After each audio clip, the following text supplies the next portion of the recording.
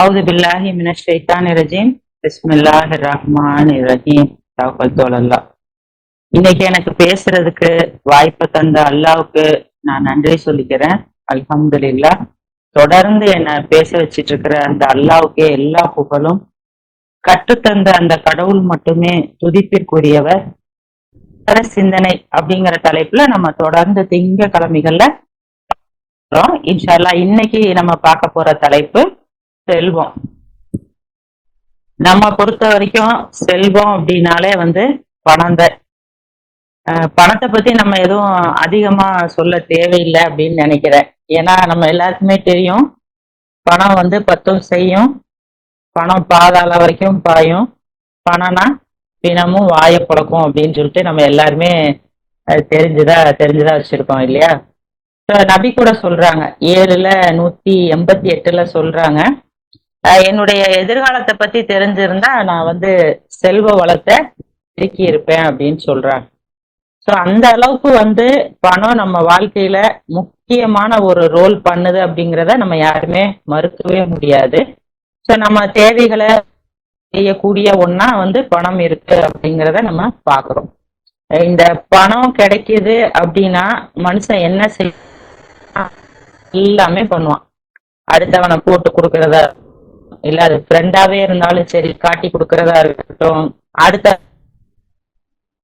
இருக்கட்டும், அண்ணன் தம்பி நிலத்தை பறிக்கணும் அப்படின்னா கொலை பண்றதா இருக்கட்டும், அதை எழுதி வாங்குறதா இருக்கட்டும், இதுல கஞ்சா வைக்கிறதுல அடியாளை கூலிப்படைய வச்சு கொலை செய்யறதுல என்னென்ன கீழ்த்தரமான வேலைகள் இருக்கோ சொல்லிக்கிட்டே போலாம். நம்ம அவ்வளவு வேலைகள் இருக்கு.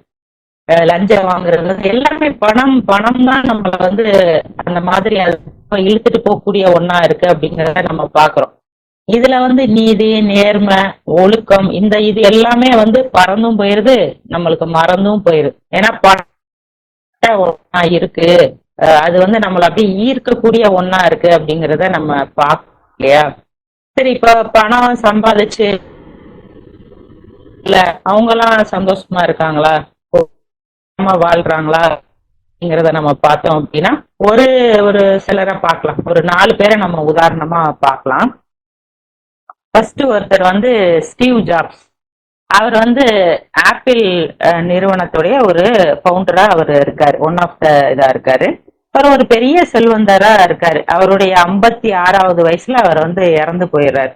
அவருக்கு கணைய புற்றுநோய். அவர் இறந்து போகும்போது அவருடைய சொத்து மதிப்புன்னு தோராயமா பார்த்தோம் அப்படின்னா இந்திய ரூபாயில 61,130 கோடி அவரு வச்சுட்டு அவர் இறந்து போறாரு. அந்த அவருடைய மரண படுக்கையில அவர் ஒரு கடிதம் மாதிரி அவர் எழுதுறாரு. நீங்க எல்லா இதுலயும் பார்க்கலாம், அந்த இது இருக்கும். அவர் சொல்றாரு, வாழ்க்கைக்கு பணம் மட்டும் முக்கியம் இல்ல, இந்த பணம் எனக்கு மகிழ்ச்சியை கொடுக்கலாங்கிறத நான் இப்பதான் உணர்றேன். என்னுடைய வாழ்க்கை முழுவதுமே நான் பணத்தை சேகரிக்கிறதுலயே நான் ஓடிக்கிட்டே இருந்ததுல என்னுடைய குடும்பம், பிள்ளைகள், ஃப்ரெண்ட்ஸ் எல்லாரோடையும் டைம் ஸ்பெண்ட் பண்றதை நான் விட்டுட்டேன். இப்ப அவங்க யாருமே என் கூட இல்ல. இப்ப என்னுடைய பணம் அப்படிங்கிறது எனக்கு ஒரு வெறும் எண்ணிக்கையா தான் இருக்கு சொல்றார். நான் உடல் நலத்தையும் பேணல. இப்ப நம்ம ஒரு கார் வச்சிருக்கோம், எதுவாவே இருக்கட்டும், பைக் எதுவாவே இருக்கட்டும், அதை ஓட்டுறதுக்கு ஒரு டிரைவர் வச்சுக்கலாம், அதை பார்த்துப்பாங்க. இப்ப நம்ம ஒரு கம்பெனி வச்சிருக்கோம் அப்படின்னா அதை நிர்வாகம் பண்றதுக்கு ஒரு ஆளை போட்டா அந்த கம்பெனியை அவர் நிர்வாகம் பண்ணிடுவார். ஆனா என்னுடைய உடல் வலிகளை யார் தாங்குவா? அது எவ்வளவு பெரிய வலியா இருக்கு, அதை நான் தாங்குறேன், என்னால தாங்க முடியல அந்த வலிய அப்படின்னு சொல்லி அவர் அவ்வளவு வருத்தப்பட்டு அவர் சொல்றாரு. நான் பணத்தை இவ்வளவு தேடி போறதுக்கு பின்னாடி என்னுடைய குடும்பம், என்னோட உடல் நலத்தை நான் கவனிச்சிருக்கலாம், ஆனா நான் அதை கவனிக்கல. அப்ப எனக்கு புரியல, 300 ஸ்கொயர் ஃபீட் வீடும் வீடுதான், 3000 ஸ்கொயர் ஃபீட் வீடும் வீடுதான், எங்க வாழ்ந்தாலும் வாழ்க்கை தான்ங்கிறது எனக்கு புரியல. $30 வாங்கியிருந்தாலும் $3000 வாங்கியிருந்தாலும் அந்த வாட்ச் ஒரே டைம் தான் காட்ட போகுதுங்கிறது எனக்கு தெரியல அப்படின்னு அவர் ஒவ்வொரு விஷயமா சொல்லிட்டு வர்றாரு. நீங்க பிளைட்ல போகணும்னா, எக்கனாமிக்ல போனாலும் சரி, ஃபர்ஸ்ட் கிளாஸ்ல போனாலும் சரி, பயணம் ஒண்ணுதான், விபத்து ஏற்பட்டாலும் இறப்பு ஒண்ணுதான். ஸோ இந்த தெளிவு எனக்கு இல்லாம போயிடுச்சு. நான் இன்னைக்கு பணத்தை நிறைய சேர்த்து வச்சிருக்கேன், ஆனா என் பின்னாடி மனிதர்களும் என்னைய கேர் எடுத்துக்கிறதுக்கு இல்ல, என்னுடைய வலியை தாங்குறதுக்கும் என்னால முடியல என்னுடைய வாழ்க்கையவே நான் தொலைச்சிட்டேன் அப்படிங்கிறத அவர் வந்து எல்லாருக்கும் தெரியப்படுத்துறார். ஸோ செல்வத்து பின்னாடி ஓடாதீங்க, அது எனக்கு வந்து சந்தோஷத்தை கொடுக்கல அப்படிங்கிறத அவர் வந்து ஓப்பனா வந்து டிக்ளேர் பண்றாரு. ரெண்டாவது ஒருத்தர் பார்த்தோம் அப்படின்னா மைக்கேல் ஜாக்சன். அவரை பத்தி நம்மளுக்கு எல்லாருக்குமே தெரியும். பிரபல பாடகரா அவர் இருந்திருக்கார். இவர் அவருடைய 50வது வயதுல இறந்து போயிட்டாரு. அவருக்கு வந்து ஏகப்பட்ட உடல்நல பிரச்சனைகள். அவர் வந்து இந்த கருப்பு இனத்தை சேர்ந்தவர். ஆனா அவருக்கு வந்து ஒரு நோய் இருக்கு. அது என்னன்னா அவருடைய தோல் வந்து வெள்ளையா மாறிக்கிட்டே வருது. ஸோ அந்த கருப்பு வெள்ளையை மேட்ச் பண்றதுக்கு அவர் வந்து ஒரே மாதிரி ஆக்குறதுக்கு அவர் நிறைய மருந்துகள் எடுத்துக்கிறாரு. ஸோ அதனால அவருடைய உடல் நலம் அதிகமா பாதிக்கப்படுது. சரியா தூங்க முடியல, அவருக்கு சாப்பிட முடியல, உடல் இளைக்கிறாரு அந்த மருந்துனால. உடல் தோற்றம் அப்படியே ஃபுல்லா அவருக்கு மாறிக்கிட்டு வருது. மெலிஞ்சு ரொம்ப வெள்ளையாயிட்டு அப்படியே அவர் போயிட்டு இருக்காரு. இந்த உடல் நலத்தை அவர் வந்து ஒரு இதை மேட்ச் பண்ணி கொண்டுட்டு வரணுங்கிறதுக்காக அவர் வந்து அழகை மெயின்டைன் பண்ணணும்னு சொல்லி அவர் நிறைய பிளாஸ்டிக் சர்ஜரியும் பண்றாரு. அதனாலையும் அவருக்கு நிறைய உடல் நல பிரச்சனைகள் வருது. அந்த லாஸ்ட் வீடியோஸ்லாம் வந்து நம்ம பார்த்தோம் அப்படின்னா அவருக்கு அந்த நுனி மூக்கு வந்து அப்படி தனியா கலண்டு வர்றத அந்த வீடியோஸ்ல எல்லாம் நான் பார்த்திருக்கேன். ஸோ அந்த அளவுக்கு அவர் வந்து பிரச்சனையை ஹேண்டில் பண்ணி மனநல பிரச்சனைகளும் அவருக்கு இருந்திருக்கு. சின்ன குழந்தைகளை வச்சு அவர் வந்து அபியூஸ் பண்ணாருன்னு சொல்லி கேஸ் போட்டு, ஸோ மன அழுத்தம் உடல் நல பிரச்சனைகளோட தான் அவர் வந்து வாழ்ந்திருக்காரு. அவர் கூட நிறைய டாக்டர்ஸ் வச்சுக்கிறாரு. அவரோட உடல் நலம் எப்படி இருக்குன்னு செக் பண்றதுக்கு, அவர் ரூம்ல வந்து நல்ல ஆக்சிஜன் கிடைக்கிறதுக்கு நிறைய தூய்மையான ஆக்சிஜனுக்காக அந்த சிலிண்டர் செட் பண்ணி வச்சுட்டு ரொம்ப நாள் வாழணும்னு ஆசைப்பட்டு அவர் அதுக்காக நிறைய எஃபர்ட் போட்டிருக்காரு. அமெரிக்கால ஒரு தீவையே அவருக்காக அவர் வாங்கி வச்சிருந்திருக்காரு. ஆனா எதுவுமே அவருக்கு வந்து உடல் நலமும் இல்ல, மன நிம்மதியும் இல்ல, அந்த பணம் அவருக்கு சந்தோஷத்தையும் கொடுக்கல அப்படிங்கிறத நம்ம வந்து வெளிப்படையா பாக்குற மாதிரி தான் இருக்கு.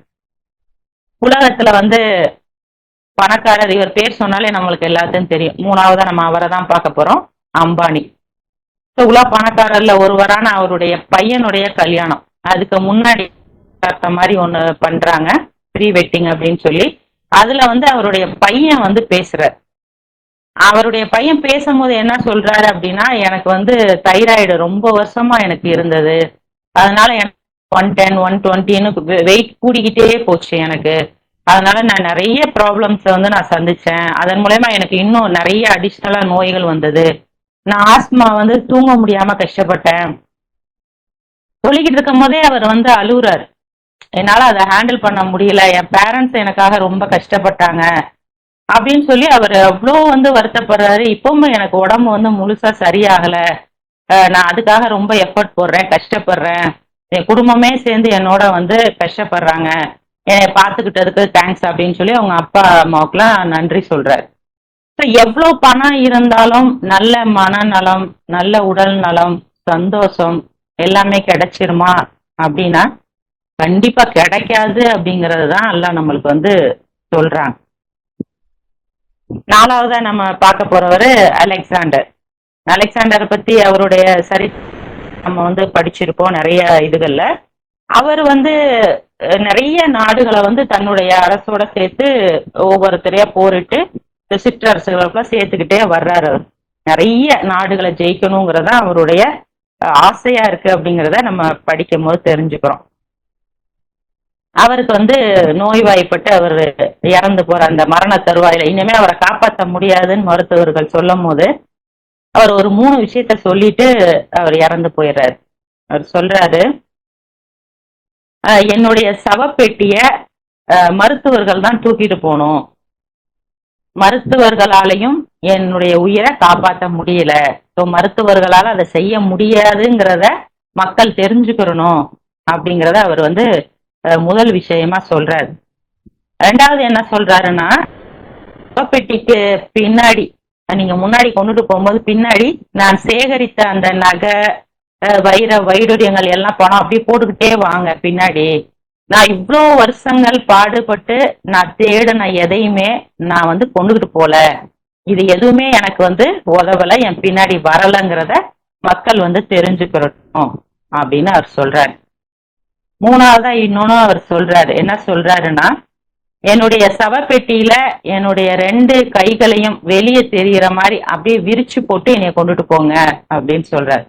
இது எதுக்காக அப்படின்னா, உலகத்தையே ஆளணும், அவ்வளோ அதிகாரம், அவ்வளோ பணம் எல்லாம் வச்சிருந்தாலும் நான் போகும்போது, இந்த உலகத்தை விட்டு நான் போகும்போது நான் எதையுமே எடுத்துட்டு போல, நான் வெறுங்கையோட தான் போறேங்கிறத மக்கள் எல்லாரும் தெரிஞ்சுக்கிறட்டும் அப்படின்னு சொல்றாரு. ஸோ மரணத்தின் முன்னாடி நான் தோத்து போயிட்டேன் அப்படிங்கிறத அவர் வந்து சொல்றார். மரணம் தான் ஜெயிக்கும் அப்படிங்கிறத அவர் வந்து நம்மளுக்கு வெளிப்படுத்துறார். ஸோ நம்மளுடைய உயிர், உடல், செல்வம், புகழ், அதிகாரம் இது எதுவுமே வந்து நிலையான வெற்றி இல்ல. இது எல்லாத்தையும் கொடுத்து அல்லாஹ்வை போய் நம்ம அடையிறது, அவரை உணர்ந்து போய் சேர்றதுதான் வந்து உண்மையான வெற்றியா இருக்கு அப்படிங்கிறத இவங்க எல்லாருமே நம்மளுக்கு வந்து சொல்லி கொடுக்குறாங்க. ஸோ எல்லா நேரமுமே வந்து பணம் மட்டும் உதவாது அப்படிங்கிறத நம்ம தெரிஞ்சுக்கிறோம். அவுது பில்லாஹி மினஷ் ஷைத்தானிர் ரஜீம், பிஸ்மில்லாஹிர் ரஹ்மானிர் ரஹீம். 64:15 அல்லாஹ் சொல்றாங்க, உங்களுடைய பணமும் உங்களுடைய பிள்ளைகளும் ஒரு சோதனை, மேலும் மகத்தானது ஒரு பிரதிபலன் கடவுள் வசம் உள்ளது சொல்றாரு. எங்கெல்லாம் பணம் சோதனைங்கிறாரோ அங்கெல்லாம் பிள்ளைகளையும் அல்லாஹ் வந்து சேர்த்தே சொல்றாங்க. சோ பணம் வந்து சோதனை அப்படிங்கறதுதான் அல்லாஹ் வந்து அதிகமான இடங்கள்ல சொல்றாங்க. அப்போ உண்மையான செல்வம் எது? அதையும் அல்லாவே நம்மளுக்கு சொல்லித்தராங்க. 10:58 சொல்றாங்க. சப்டைட்டில் வந்து நம்பிக்கையாளர்களுக்கு ஆனந்தம் அப்படின்னு சொல்றாங்க. கூறும், கடவுளின் அருளை கொண்டும் அவருடைய கருணையை கொண்டும் அவர்கள் பெரும் மகிழ்வு அடைய வேண்டும். அவர்களால் சேகரிக்க முடிந்த எந்த செல்வத்தையும் விட இது மிகவும் மேலானது அப்படின்னு சொல்லி அல்லாஹ் நம்மளுக்கு வந்து சொல்லித்தராங்க. ஒரு நம்பிக்கையாளர்களுக்கு, ஒரு நம்பிக்கையாளரா இருக்கிற ஒருத்தருக்கு கடவுள் வந்து எப்படி பணத்தை கொடுக்கறாரு அப்படின்னு பார்த்தோம்னா, நம்மள்ட்ட காசே இல்லாம இருக்கும். ஆனா நம்மளுக்கு தேவைப்படுற சமயத்துல அது எப்படிதான் அது வந்து அப்படி வந்து சேரும்னே தெரியாத அளவுக்கு கடவுள் வந்து அப்படி கொடுத்துறாரு. அதை வந்து நம்ம நிறைய டைம்ல நம்ம வாழ்க்கையில ரியலைஸ் பண்ணியிருப்போம். என் பொண்ணை வெளிநாட்டுக்கு அனுப்பணும்னு நாங்க முடிவு பண்றோம். முதல் மாசம் வரைக்கும் எங்க கையில காசே இல்லை. அடுத்த மாசம் அந்த மொத்த பணமும் எப்படி வந்ததுன்னே நான் இப்ப கூட ஒவ்வொரு தடவையும் நான் நினைச்சு பார்ப்பேன். அல்லாஹ் வந்து ஒரு இதை நம்மளுக்கு செய்யணும், செஞ்சு தரணும்னு முடிவு பண்ணிட்டாரு அப்படின்னா அவர் எப்படி நம்மளுக்கு உதவி செய்வாரு அப்படிங்கறத நம்மளால கணிக்கவே முடியாது. அது வந்து இருக்கணுங்கிற எந்த தேவையுமே இல்லை. அதாவது கொண்டு வந்து நம்ம கிட்ட சேர்த்துருவாரு அப்படிங்கறத நம்மளுக்கு அதுதான் கடவுளுடைய அருள். இது வந்தா நல்லா இருக்கும், இந்த காசு வந்தா நல்லா இருக்கும் நம்ம நினைப்போம். ஆனா அது வராது. அதுதான் கடவுள் சொல்றாரு, என்னுடைய வரம்பு மீறிடுவாங்க அப்படிங்கறதுக்காக நான் அளவிட்டு கொடுக்கறேன் அப்படிங்கிறார். கடவுள் நம்மளை அவ்வளவு நேசிக்கிறார். கொஞ்சம் கூட நம்மளுக்கு கூட வந்துடக்கூடாது, அதை நம்மளை வீணா பயன்படுத்திடக்கூடாது, நம்மளுக்கு அது மைனஸ் ஆயிடக்கூடாது அப்படின்னு நம்மளை நேசிச்சு கொடுக்கறாரு, அளவிட்டு கொடுக்கறாருங்கிறத நம்ம உணர்ந்துக்கிறது தான் அவருடைய கருணையின் வெளிப்பாடா இருக்கு அப்படிங்கிறத நான் பாக்குறேன். அல்ஹம்துலில்லாஹ்.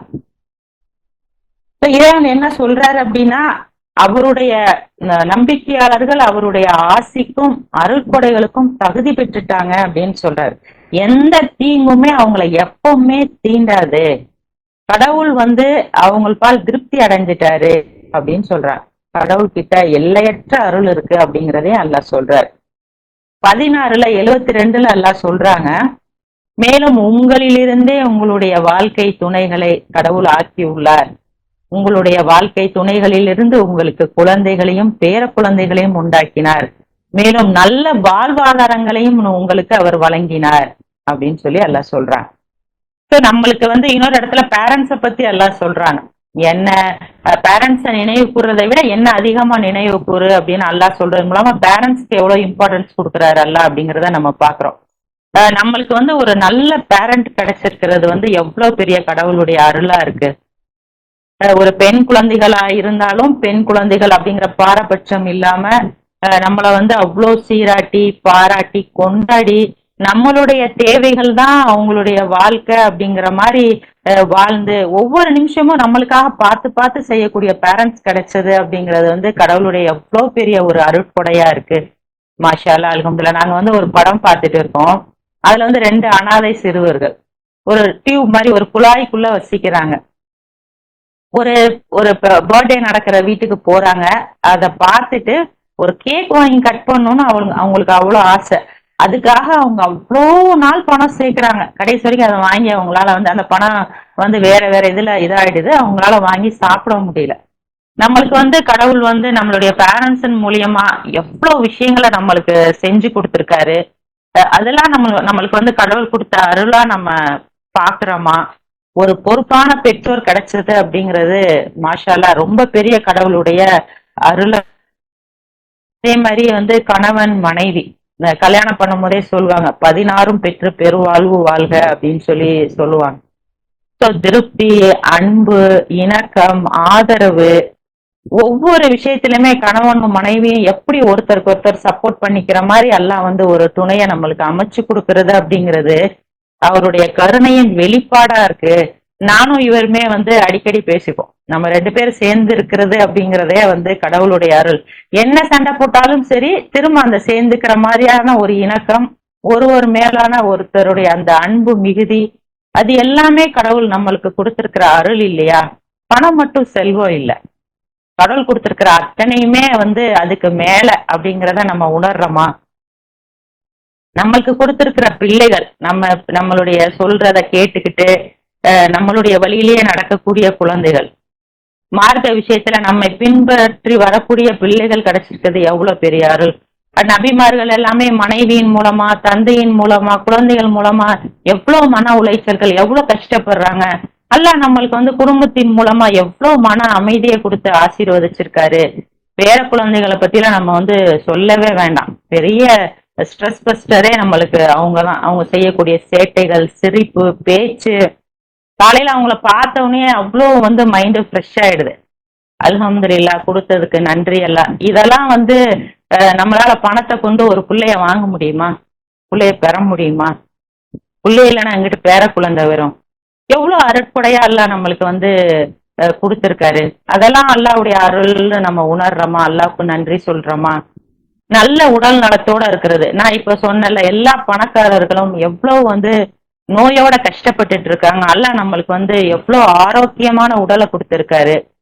நமக்கு உள்ள இருக்கிற இந்த உடல் உறுப்புகள் எவ்வளவு பெரிய வந்து ஒரு செல்வம். எவ்வளவு கோடி கொடுத்தாலும் அதை வாங்க முடியாத ஒரு செல்வம் அப்படிங்கிறத நம்ம உணர்றோமா?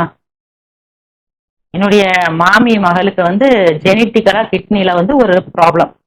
எவ்வளவோ ட்ரீட்மெண்ட் பண்ணி சரி பண்ண முடியல. கடைசி வந்து கிட்னியை மாத்தணும் அப்படிங்கறதுல வந்து நிக்குது. எங்க மாமியோடைய கிட்னியை தான் அந்த பொண்ணுக்கு எடுத்து வைக்க போறாங்க. அத இங்க இருந்து அங்க எடுத்து மாத்தி வைக்கிறதுக்கு 22 லட்சம் ரூபாய் கேக்குறாங்க. ஒருத்தருடைய இதுல இருந்து இன்னொருத்தர் இது அத கிட்னியவே மாத்தணும் அப்படின்னா அது வந்து 1 கோடி கிட்ட போகும் அப்படின்னு சொல்லி சொல்றாங்க. அப்ப கடவுள் வந்து நம்மளுக்கு எப்படி ஒன்னையும் கொடுத்திருக்காரு. எவ்வளவு அற்புதமா, எவ்வளவு அழகா, பெரிய மருத்துவ செலவுகள் இல்லாம. நான் எந்த ஒரு நோய்க்கு வந்து டாக்டர்கிட்ட போகணும்னாலும் நான் ரொம்ப யோசிப்பேன். எனக்கு மருந்து மாத்திரைகள் செட்டா நிறைய செலவாக கூடாதுன்னு அல்லாட்ட துவா பண்ணுவேன். போன வாரம் கூட அப்படிதான் நான் இது பண்ணிட்டு இருந்தேன். எங்க பார்த்தாலும் அவ்வளவு காசு கேக்குறாங்க. ட்ரீட்மெண்ட் அவ்வளவு காஸ்ட்லியா இருக்கு. நம்மளால வந்து மருந்து மாத்திரைகள் சாப்பிட முடியாதே, நம்ம உடம்புக்கு ஒத்துக்கிறாதேன்னு நினைச்சிட்டு இருக்கேன்.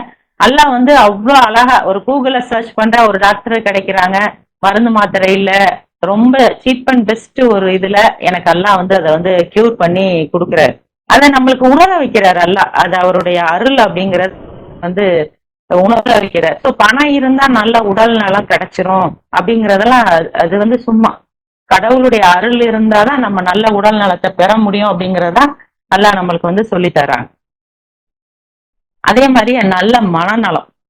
எவர்களுடைய மனங்களில் நோய் உள்ளதோ அப்படின்னு சொல்றாருல, அல்லாஹ்வை சார்ந்து போக போக நம்ம மனசுல இருக்கிற அந்த நோயெல்லாம் போயிடுது. எது நடந்தாலும் சரி நல்லதுக்கே மனசு வந்து அவ்வளவு அமைதியா இருக்கு. எல்லா விஷயத்திலையும் கடவுள்கிட்ட பொறுப்பை ஒப்படைச்சிட்டு நம்ம அந்த அந்த சுமையை வந்து அப்படியே லேசாக்கி கொடுத்துறது அவருடைய அருள் இல்லையா? பாத்தீங்கன்னா எனக்கு பாஸ்போர்ட் ரினியூவலுக்கு நான் போயிருந்தேன். ஒவ்வொரு தடவையும் போயிட்டு வரேன். ஏகப்பட்ட பிரச்சனை வந்து இனிஷியலா இருக்கட்டும், பர்த்டேக்கா இருக்கட்டும், சர்டிபிகேட் இது ஒவ்வொரு பிரச்சனை ஒரே ஒண்ணுதான், அத பொறுப்பை படிச்சுட்டு போயிட்டா அது அத்தனையும் அவர் வந்து சரி பண்ணி கொடுக்குறாரு. இதெல்லாம் வந்து எப்படி நடக்குது அப்படிங்கறத வந்து சிந்திக்கும் போது மாஷா அல்லாஹ் அல்ஹம்துலில்லாஹ், அல்லாஹ் தான் நம்மளை வழி நடத்துறாரு, அல்லாஹ் தான் நம்மளுக்கு வந்து செஞ்சு தராரு அப்படிங்கறத அந்த அந்த இதை நம்மளுக்கு சொல்லி கொடுக்குறாருல, நான் தான் உனக்கு இதை நடத்தி தரேன் அப்படின்னு. இப்ப நம்மளுக்கு என்ன ஆயிடுச்சு, இப்போ எது இருந்தாலும் சரி அவர் பார்த்து பாருப்பா அப்படின்னு நம்மளை வந்து அல்லாஹ் எவ்வளவு ரிலாக்ஸா இருக்க வைக்கிறாங்க இல்லையா. இப்ப அல்லாஹ் சொல்றாரு 2:156 அல்லாஹ் சொல்றாங்க, அவர்களுக்கு ஒரு துன்பம் நேரிடும் போது அவர்கள் கூறுகின்றனர், நாம் கடவுளுக்கு உரியவர்கள், மேலும் அவரிடமே நாம் திரும்ப சென்று கொண்டிருக்கின்றோம். நம்மளுக்கு என்ன எது தொலைஞ்சு போனாலும் சரி, ஏதாவது ஒண்ணு நடக்கல, கஷ்டமா இருந்தாலும் சரி, உடல் கஷ்டமா இருந்தாலும் சரி, எது இருந்தாலும் சரி, நம்ம வந்து அல்லாஹ்வுக்கு உரியவங்க அப்படிங்கிறத நம்ம இது பண்ணிட்டோம் அப்படின்னா அடுத்தடுத்து அந்த பிரச்சனைகள் அப்படியே சால்வ் ஆயிட்டு வர்றதையும் அல்லாஹ் நம்மளை வந்து புரிஞ்சு கொள்ள வைக்கிறார்ல. இது இப்படி படிப்படியா குறைஞ்சுக்கிட்டு வந்துருச்சு நம்மளுக்கு அப்படிங்கிறது வந்து மிகப்பெரிய ஒரு அல்லாஹ்வுடைய அருளார். கடவுள் வந்து தக்க காரணம் இல்லாம எதையும் செய்ய மாட்டாரு, நடக்கிறது எல்லாமே அல்லாஹ் தான் செஞ்சுட்டு இருக்காரு அப்படிங்கறத நினைக்கும் பொழுது மாஷா அல்லாஹ் அல்ஹம்துலில்லாஹ் அப்படி ஒரு ரிலாக்ஸேஷன் நம்மளுக்கு வந்து வாழ்க்கையில கிடைக்குது. மத்த மக்களை பத்தி அல்லாஹ் சொல்லும் போது சொல்றாரு 6:25 அல்லாஹ் சொல்றாங்க, அந்த மக்கள் கவனத்தோட கேக்குறாங்க, செவியே இருக்கிறாங்க, ஆனா புரிஞ்சுக்கோ அவங்களுக்கு இதயத்துல திரையையும் காதுகள்ல செவிட்டுத்தனத்தையும் நான் வச்சுட்டேன். நீ என்ன சான்ற காட்டினாலும் பொருட்டல்ல, அவனுக்கு வந்து அவன் நம்பிக்கை கொள்ளவும் முடியாது, அவனால இந்த விஷயத்த உணர்ந்துக்கிறவும் முடியாது அப்படின்னு சொல்றாரு. அப்ப நம்மள வந்து அல்லாஹ் எப்படி புரிஞ்சு கொள்ளக்கூடியவங்க, சில நேரங்கள்ல இது இது ஏன் இப்படி நடந்துருச்சு அப்படின்னு நம்ம திங்க் பண்ணதான் செய்யறோம். ஆனா கொஞ்ச நாளைக்கு அப்புறம் இப்படி நடக்க போயிருப்பா நல்லது, இப்படி நடந்திருந்தா இது வந்து வேற மாதிரி நம்மளுக்கு கஷ்டமா இருந்திருக்கும் அப்படிங்கறதே அல்லாஹ் நம்மளுக்கு புரிய வைக்கிறாங்க. பாஸ்ட்ல நடந்த ஒண்ணு வந்து நம்மளுடைய நல்லதுக்கு அப்படிங்கறத நம்ம புரிஞ்சுக்கிற வைக்கிறதன் மூலமா இன்னைக்கு பிரசன்ட்ல நடக்கிறது எல்லாமே என்னுடைய நன்மைக்கு தான், இப்ப உள்ளதையும் நம்மளை புரிஞ்சுக்கிற வைக்கிறாரு இல்லையா. அல்ஹம்துலில்லாஹ், நமக்கு ஒண்ணு வர்றதும் நம்மளை விட்டு ஒண்ணு போறதும் நம்மளுடைய நன்மைக்கு தான் அப்படிங்கறதெல்லாம் புரிஞ்சுக்கிறது சாதாரண ஒரு ஆளால முடியவே முடியாது. எனக்கு ஏன் இப்படி நடந்துச்சு, இப்படி நடக்கல, அப்படி ஒரு புலம்பல் கஷ்டம் நம்மளுக்கு எல்லாம் எதையுமே தரல. ஒருத்தர் வந்து நம்ம கிட்ட ஒண்ணு சொல்லும் போது கூட அவங்க என்ன சொல்ல வராங்க அப்படிங்கறத அந்த கரெக்டா புரிஞ்சுக்கிற திறன் இருக்கு இல்லையா, அதை கொடுத்து அல்லாஹ் நம்மளுக்கு வந்து அருள் பாலிச்சிருக்காரு. அறிவு திறன் பெற்றவர்களாலதான் இதெல்லாம் புரிஞ்சுக்கிற முடியுங்கிறதையும் அல்லாஹ் வந்து சொல்றாங்க. நம்மளுக்கு வந்து அந்த மாதிரி விஷயங்களை எல்லாம் புரிஞ்சுக்கிற அறிவை வழங்கியிருக்காருல அல்லாஹ், அது எவ்வளவு பெரிய அருளா இருக்கு. நிறைய விஷயங்களை அல்லாஹ் வந்து நம்மளுக்கு மறைவான செல்வமா வழங்கி இருக்கும் பொழுது நம்ம அது அறியாம நம்ம வந்து பணம் மட்டும்தான் செல்வம்னு நினைச்சிட்டு அது பின்னாடியே நம்ம ஓடிட்டு. மனிதன் ஒருபோதும் அறியாதத நான் அவனுக்கு கத்து கொடுத்தேன் அப்படின்னு அல்லாஹ் சொல்றான். எவ்வளவு விஷயங்கள் அல்லாஹ் நம்ம வாழ்க்கையில நம்மளுக்கு கத்து கொடுத்துருக்காரு. நம்ம வந்து ஸ்கூல் டேஸ்ல படிக்கும் போதெல்லாம் தெரிஞ்சுப்போம், என்ன தெரிஞ்சிருப்போம் அப்படின்னா டார்வின் கோட்பாடு அப்படிம்பாங்க, குரங்குல இருந்துதான் மனுஷன் வந்தான் அப்படின்னு அவங்க சொல்லுவாங்க.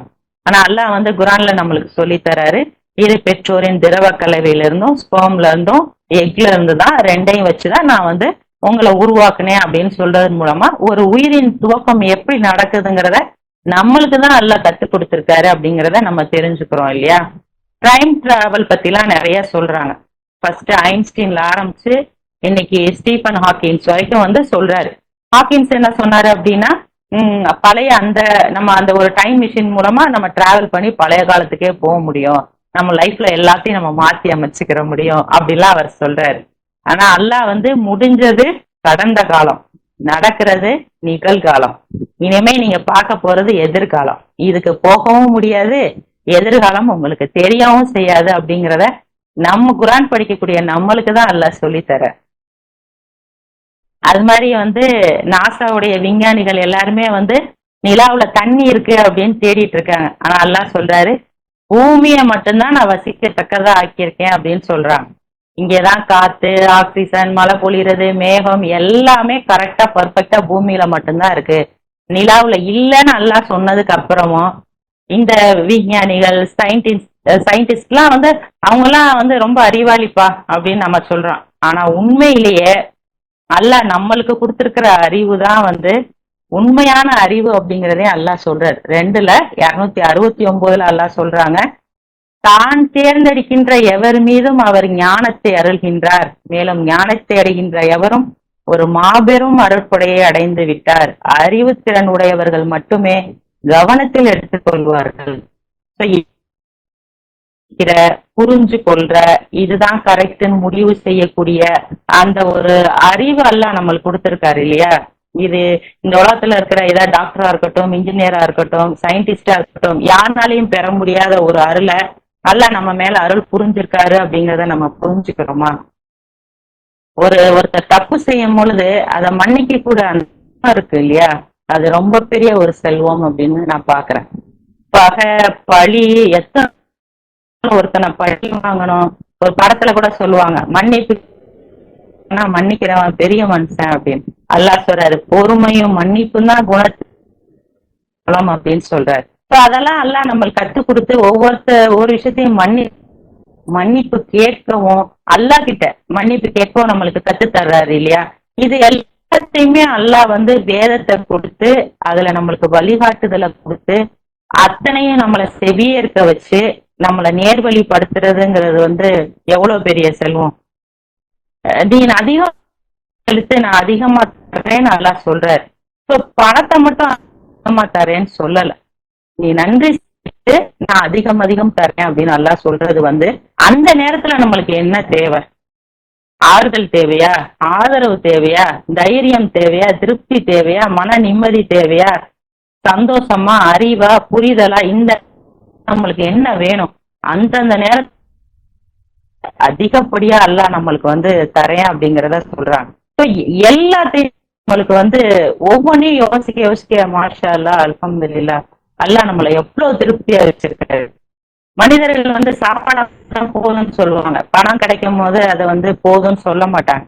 ஆனா அல்லாஹ் வந்து நம்மளுக்கு இது கொடுத்துருக்காரா, இதுதான் நம்மளுக்கு சிறந்தது அப்படிங்கறத புரிஞ்சுக்கிட்டு நம்மளை வந்து ரிலாக்ஸா இருக்க வச்சிருக்காரு இல்ல, மன நிம்மதியோட. அது எவ்வளவு பெரிய அருள். நம்மளை மீட்டுக்கிறதுக்காக அல்லாஹ் இவ்வளவு பெரிய பூமியை படைச்சு அதுல அத்தனை வளங்களும், 1-2 செல்வம் இல்ல. மழையை நம்மளால கொண்டு வர முடியுமா? மேகத்தை நகர்த்த முடியுமா? முடியுமா? நம்மளால மூச்சு விட முடியுமா? நம்மளாலேயே உடம்பை இயங்க வச்சுக்கிற முடியுமா? இதெல்லாம் நம்ம செலவழிக்க வேண்டி இருக்கும். அல்லாஹ் இதெல்லாம் நம்மளுக்கு எவ்வளவு ஃப்ரீயா கொடுத்திருக்காரு. இதெல்லாம் நம்ம செல்வமா பாக்குறோமா? நம்ம வாழ்க்கையில நம்ம எவ்வளவு சம்பாரிச்சு, நம்ம எவ்வளவு பணம் சேர்த்து வச்சாலும் அந்த சந்தோஷங்கிறது ஒரு குறிப்பிட்ட டைம் வரைக்கும் தான். ஆனா கடவுள் நம்மளுக்கு தர்ற செல்வம் இருக்கு பாத்தீங்களா, அதுதான் நிலையா என்றென்றைக்கும் இருக்கக்கூடிய ஒரு மகிழ்ச்சியா இருக்கு அப்படிங்கறத நம்ம பாக்குறோம். பணம் வந்து ஒருத்தருடைய வெளி தோற்றத்தை வேண்டாம் வந்து மாத்தி காமி, அதுவும் அல்லாஹ் வந்து நாடி ஏழைய ஒரு நிமிஷம் பணக்காரராக்கிடுவாரு. ஆனா கடவுளுடைய அருள் இருக்கு இல்லையா, அது ஆன்மாவை உயர்த்தக்கூடியதா, ஆன்மாவை பலப்படுத்தக்கூடியதா இருக்கு. அது நம்பிக்கையாளர்களுக்கு உரியதா இருக்கு அப்படிங்கறத அல்லாஹ் வந்து சொல்றாங்க. வாழ்க்கையுடைய எப்பவுமே கடவுளுடைய அருளை பெறதுக்கு நம்ம பாடுறதுதான் வந்து மகத்தான ஒரு செல்வமா இருக்கு அப்படிங்கறத நம்ம பாக்குறோம். 111:2 அல்லாஹ் சொல்றாங்க, அவன் பணம் அவன் சாதிச்சதும் அவனுக்கு ஒருபோதும் உதவாது அப்படின்னு சொல்றான். நம்பிக்கையற்ற நிலையில சாதிக்கிறது பெறது வந்து உதவாது அப்படிங்கறத சொல்றாங்க. நம்மளுடைய ரட்சகர் வந்து மனிதர்கள் மேல அருள் புரிகிறாங்க.